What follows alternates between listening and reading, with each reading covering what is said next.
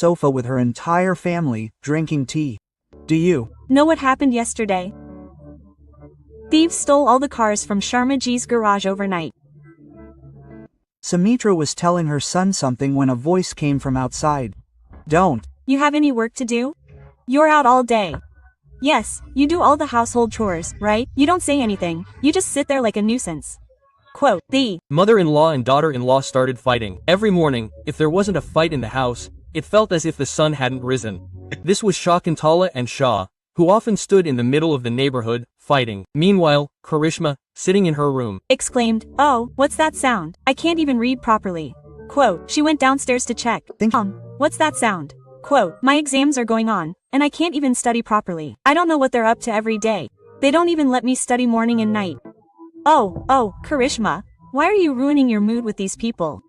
It's a daily routine. The mother-in-law and daughter-in-law fight all the time. But why, Mom? Oh, Amit, these two mothers-in-law and daughter-in-law don't get along at all. The daughter-in-law is a bit modern, isn't she? That's why, Mom, you should also pay attention. Now, both brothers are of marriageable age. Don't you also bring in a girl like that as your daughter-in-law? Sumitra takes Karishma's joking remark very seriously. Karishma is right. It's not like my daughter-in-law is modern and we keep fighting like Sharma ji. I will find a daughter-in-law with all the virtues for my son. With this thought in mind, Sumitra begins searching for a girl for both her sons. One day, Amit's aunt comes home. Quote, look, Sumitra, I've chosen a girl for my nephew. Quote, she's so well-mannered, calm, and cultured. She's just not educated. Yes, I can tell by looking at the photo. The girl is very cultured. Look, son, how do you like her? Everything else is fine, mother, but I can't marry an illiterate girl. Look, son, understand my point. If I bring an educated girl and it starts causing daily fights in our house like Sharmaji's, then son, understand my point. But mother, I can't marry a girl who isn't educated at all. Similarly, Nandan initially refuses, but then, unable to withstand Sumitra's emotional blackmail, finally agrees. The next day, the whole family goes to see the girl. Lakshmi, sitting on the sofa, was waiting for them all. Have breakfast, right? Tea and snacks will be served. You should call your daughter Samriti. Yes, call her. After listening to Ramlal and Sumitra, Lakshmi immediately calls Samriti. Samriti arrives in a simple suit, with a shawl suitable for the cold weather, her very dress reflecting her culture. Quote, Samriti, daughter, touch everyone's feet. Quote, oh, no, come on, come sit. There's no need to touch feet. Quote. Hearing Sumitra's words, Samriti sits down, and then the two families chat for a while. Quote, look, I like the girl very much. Nandan, how did you like her? She's not at all what I thought.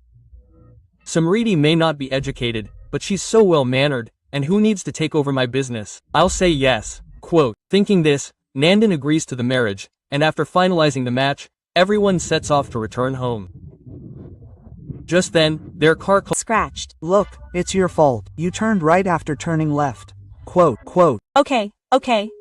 Why are you yelling? Sorry. Now, move aside. I'm late for office. Quote, with that, Kirti gets back in her car and drives away, and Amit keeps staring at her. Where are you lost, Amit? Come on, sit down, and go home? Quote, yes, we have to. Let's go. Quote. After seeing Kirti, Amit's behavior changes drastically, and he's thinking about her all the way. Everyone arrives home in the same manner, and then the next day, Amit goes to the office. Amit, what happened? Where are you lost? What can I say? I saw a girl yesterday. Her dressing sense, the clothes she wore, and the confidence she exuded, I was truly smitten. Amit was talking about Kirti when he spotted her in the cafeteria. He's overjoyed and immediately goes to her. Aren't you the same girl from the car accident yesterday? Why are you so angry? Actually, I've been thinking about you ever since I saw you. I don't have the courage, but I'll tell you anyway. I've fallen in love with you. Will you marry me? Quote, Kirti, too, had fallen in love with Amit at first sight. That's why Kirti immediately accepts Amit's proposal, and now they exchange numbers and start talking on the phone daily. I'm afraid one day, just like mother arranged my marriage for Baya, I must tell her. I need to tell you something. Mother, I really like a girl named Kirti, and she's really nice. What do you mean? You want a love marriage. But I won't let that happen. Please, Mother, I love her very much. Mother, please agree. Sumitra was adamant because of her honor, and Amit was adamant because of his love. Mother, please agree. You've already arranged one brother's marriage on your own, right? Now, if Amit Bayo wants a love marriage, what's wrong with that? Yes, and there's no point in stopping him. Just recently, someone in the neighborhood forbade love marriages. But what happened to that? In fact, his son ran away. Hearing about the elopement, Sumitra becomes a little worried, but then agrees to the marriage. Now, since the younger son and the elder son are getting married together, the wedding is solemnized with great pomp and show in the same mandap. Both daughters-in-law enter the house together. Even though one is my choice and the other my son's, I really like both of them. Yes. Mom, both sisters-in-law are very beautiful. But Kurti Bobby is a different story. Her dress is so beautiful. A very modern lehenga. Then, in a similar manner, both daughters-in-law enter the house. As soon as the housewarming ceremony is over, Samriti touches everyone's feet and goes to her room. Kurti, you too should touch everyone's feet like your sister-in-law. Do you have to touch feet? Okay, fine. Quote, with That, Kurti also touches feet with a wry face and then goes into the room with Amit. The next day, when will your daughter-in-law arrive? Quote, we've been waiting since then for the first kitchen ritual. Oh, she must be coming. Hello, she's here. Samriti enters the hall wearing a Bharti-style sari and stands in the corner after touching everyone's feet. Wow, what culture. Your elder daughter-in-law is truly so cultured and well-behaved. It's evident from her attire. A very cultured daughter-in-law. Everyone was praising Samriti's clothes when Kurti came down to the hall in her formal coat and pants. Oh, what is this? Who is she? This is my younger daughter-in-law. Don't say younger daughter-in-law. From what angle does she look like a daughter-in-law? Oh my god, her elder daughter-in-law is so cultured, her clothes reveal it. And the younger daughter-in-law looks like a boy, not a girl. There's no such thing as culture. No, it's not like that. Kurti, what are you wearing, and where are you going? Aren't you supposed to do your first Rasui ritual? Oh, yes, I forgot. Today is your first Rasui. I'll cook and leave. You guys eat. And yes, I'm going to the office. I've talked to Amit about this. With that, Kurti goes into the kitchen, prepares Chinese food, and leaves for her office. Meanwhile, Samriti prepares a variety of dishes and serves them to everyone at the dining table. Quote, wow, Samriti, potatoes, parathas, and sambar. I've had a blast eating them. And then there's their younger daughter-in-law, whose clothes and food are neither good. No, not like that. The younger daughter-in-law also cooked well. She just made Chinese food, like chow mein and pasta, and the elder sister-in-law made Bharti. So, forget it. Here's the elder daughter-in-law's gift for her first kitchen ritual. The younger daughter-in-law isn't there. Otherwise I would have given it to her right now. Tell me, isn't she the one whose ritual it is? How could she really dress so strangely and flaunt herself at the office? And she even forgot to cook a meal for such a traditional, old ritual? Well, let the one whose daughter-in-law is, let her know how to dress and what values a daughter-in-law should have. All the neighbors taunted and went back to their homes. It was around 9:30 p.m. The neighborhood had come out to cool off on their rooftops. Just then, Kurti, tired and carrying a formal bag over her shoulder, came into the house. Sumitra, upset by the day's events, said, Kurti, I need to talk to you. Yes, Mom, please tell me. Just then, Kurti sat down next to Sumitra. You found it difficult to follow even a single ritual. How can you go to the office on the first kitchen day? And what's this? What all haven't the neighborhood women said about me dressing like a boy? I told Amit this morning. Today was a client meeting whose time couldn't be changed, and as for my clothing, Mom, I dress appropriately for myself and my office. And these clothes aren't bad either. Quote. Sumitra's anger subsides after hearing Kurti's words, but Sumitra, still troubled by the neighborhood women's comments, tries to convince Kurti of some decorum. Daughter-in-law. Understand what I'm saying. I'm not against you. Our house is in the same neighborhood. That's why we have to maintain our respect in the neighborhood. It's very upsetting when people in the neighborhood gossip. What about people? People even find fault in God's house. So what about us? I'm not wrong. She's just different. Kurti lovingly tells her mother-in-law everything about herself and her nature and tries to expose the truth to her. But convincing Sumitra wasn't easy.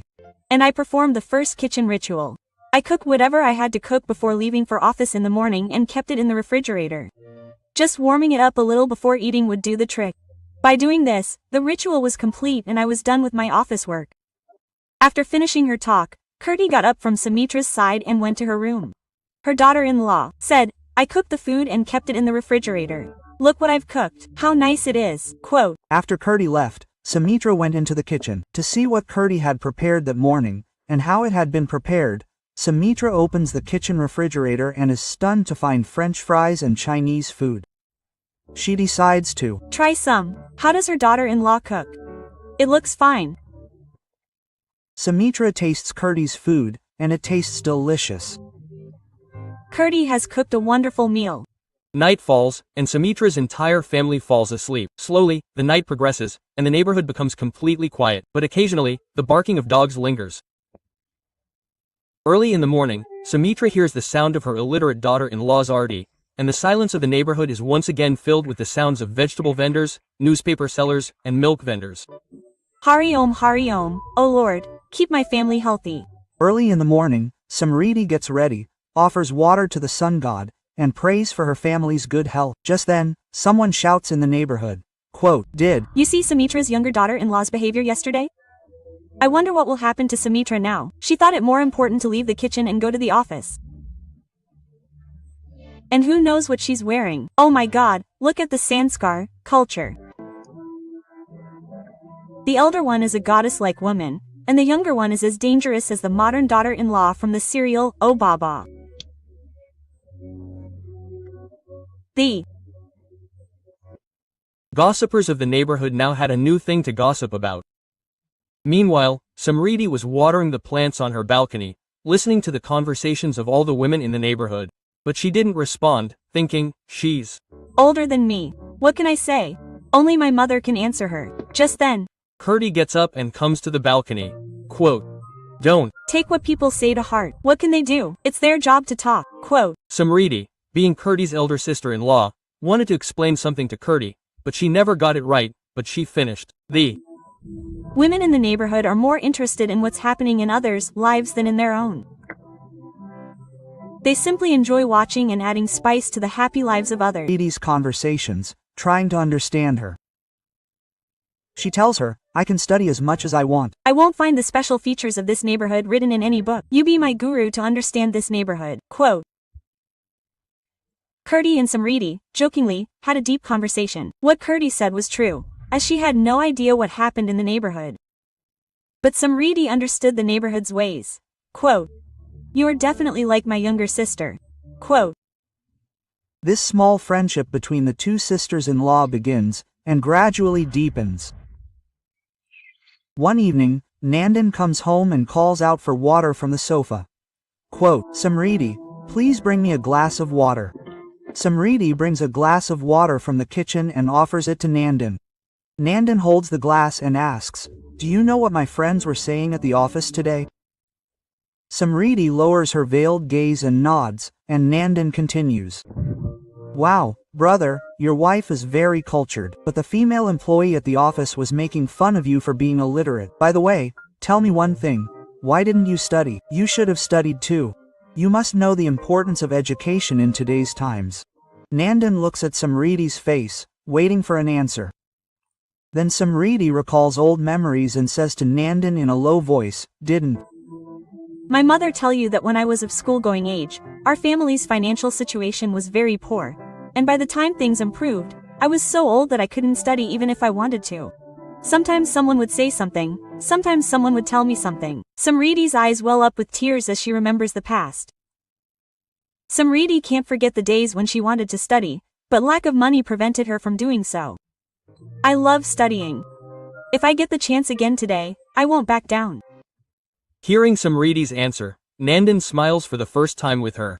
Kirti, standing a little distance away, is also listening to Samriti's reason for not studying. The girl who is ready to learn, hasn't. She's not actually illiterate, but is frustrated by the lack of opportunities. As soon as the family's discussions are over, the whole family goes to sleep. The next day, Kirti gets ready and comes down. Quote, I'm going to the office. Why are you wearing such different clothes today? Different clothes mean I have a very important presentation today. That's why I'm dressed like this. Quote. Kurti usually wore formal clothes to the office. But today, she was wearing a brown strapless top, knee-high shorts, and a brown leather jacket. Quote, "This girl will only be satisfied until she destroys our reputation in the entire neighborhood." Quote, Sumitra calls out to Amit and says, "Amit, son, Amit." Just then, Amit comes out of his room. Quote, "What's wrong, Mom? I'm getting ready for work." Quote. "First, explain to your daughter-in-law. Look at the kind of clothes she's wearing. She's going out. The whole neighborhood will taunt us for the rest of our lives." What will they say? Hearing this, Kurti's anger flares. What will the neighborhood say? Why do you think about it? It's my choice, my body. I can wear whatever I want. The neighborhood has shameless girls in their homes who wear full clothes. I don't want to tell them anything. If mother is telling you not to go out in these clothes, what's the problem? Change your clothes. Kurti knew her limits well, and she also knew that clothes don't define anyone's dignity. If mother hadn't mentioned the neighborhood, I would have changed. But now, I'll go in these clothes. Quote, Kurti leaves the house for office in her short dress. Kurti arrives at the office, but she's in the neighborhood. Look, she's Madam. Sumitra's younger daughter-in-law has ruined the atmosphere of the entire neighborhood. Until now, she used to go in boys' clothes, but today she went without any clothes. Oh God, who knows what will happen to this girl? An educated, unprincipled daughter-in-law has arrived in the neighborhood. After Kurti leaves home, the neighborhood spends the entire day talking about her attire. Meanwhile, in the office meeting room, Kurti is asked, "Are you ready, Kurti? This is the most urgent presentation. There must be no mistakes. This client is very with her team." Everyone is watching her conversation style and her presentation. The presentation ends. Just then, Rajesh says to Kurti, "Kurti, you're the best. The company is considering making you a team leader next month." Quote, Kurti is delighted, but there's also a worry in her mind. What will her family say? Kurti finishes the presentation and goes home. Everyone's faces are flushed with anger. Quote, "You know, my presentation went very well today. The company praised me a lot." Quote. Kurti sees everyone ignoring her words and, understanding everything, quietly goes to her room. Who's going to explain it to them? Clothes are different everywhere. Quote. Kurti is muttering to herself when Samriti enters the room. Quote, "What were you saying, Didi? What did your office mates praise you for?" "I had a big presentation today, which went very well. That's why the office mates were praising me." Quote. Similarly, after about a week, a women's satsang is being held in the neighborhood. Women from the entire neighborhood are coming, and every daughter-in-law has something to do. Quote, "I won't go. People will taunt me. One daughter-in-law is very cultured, the other is very modern. Mother, we can't back down like this. We can't beat the many daughters-in-law in the neighborhood."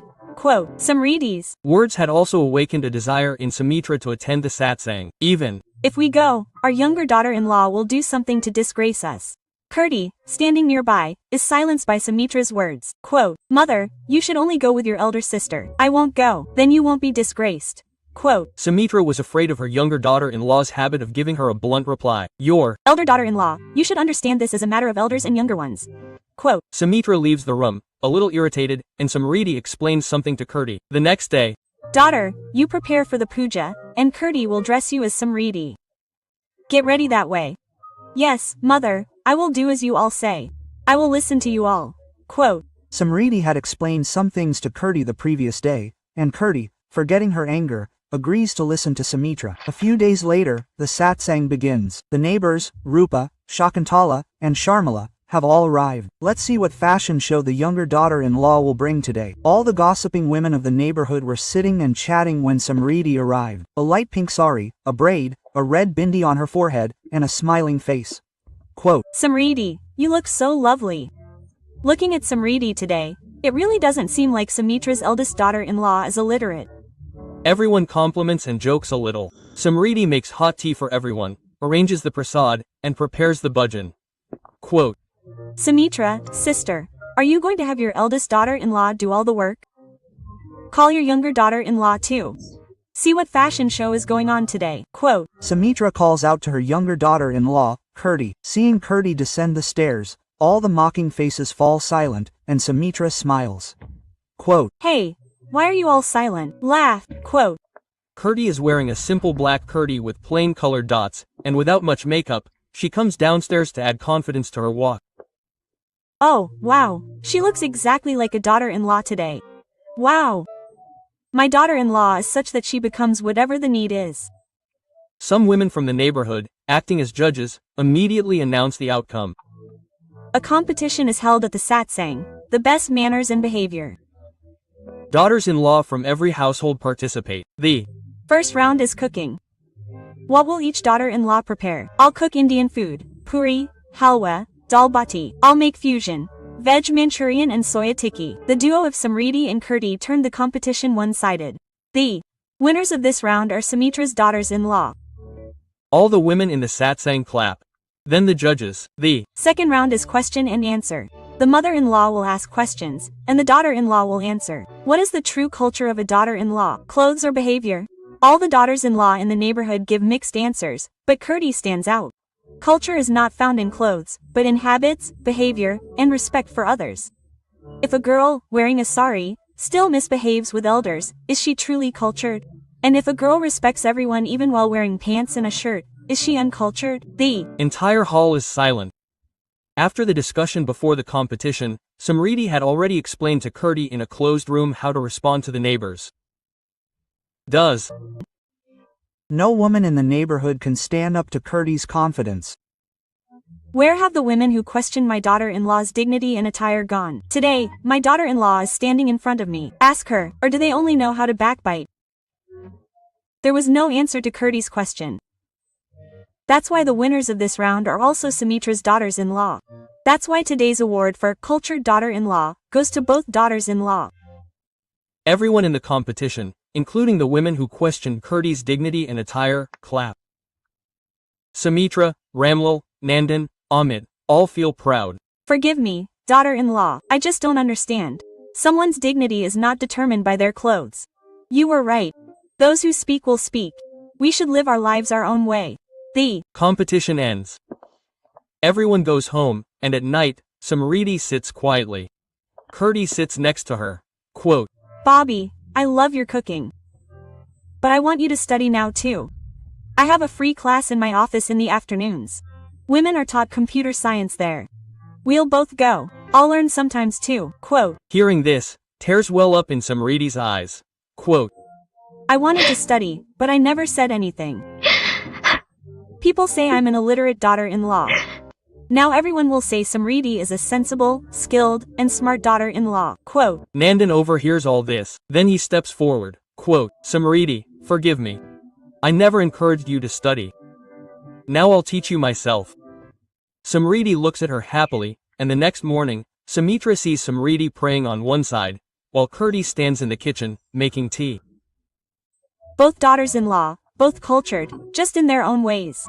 Sumitra's eyes suddenly moisten as she says this. Quote, forgive me, daughters. I measured. One manages the home, the other brings honor to the family. Quote, a few days later, the same women from the neighborhood come to Sumitra's house for tea. Samriti, dressed in a sari, serves tea politely, while Kirti, coming straight from her office, is dressed in formal clothes. Quote, hello, quote. Now, no one dares to say anything. Just like that, the whole family is sitting on the terrace that night, where Samriti is taking computer lessons from Nandan. Quote, how can this happen? I don't understand. Meanwhile, Kirti tells Amit about her office. Quote, a new client is coming to our office tomorrow. Quote, seeing this, Sumitra and Ramlal smile at each other. Quote, even though my two daughters-in-law, one illiterate and one educated, are equal in values and dignity today, you're right. What kind of daughter-in-law is she? It's not the length of a daughter-in-law's deposit.